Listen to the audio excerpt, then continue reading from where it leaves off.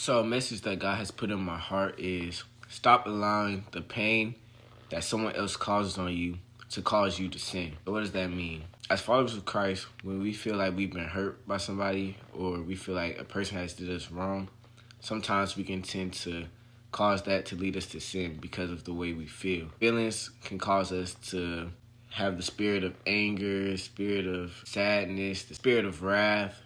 Those spirits and those feelings can cause us to do things like go back to old ways. Like, let's say somebody was struggling with drinking a lot and becoming drunk, right?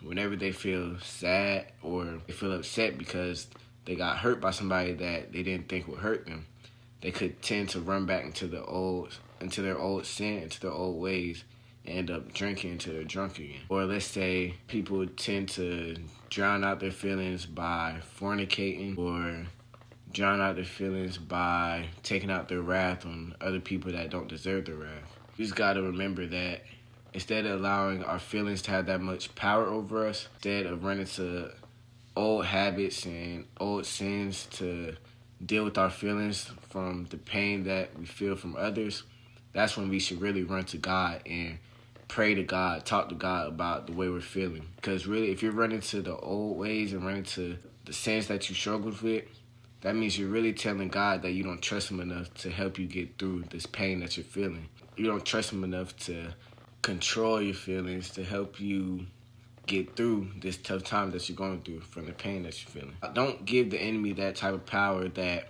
they can use somebody to hurt you, to cause you to sin.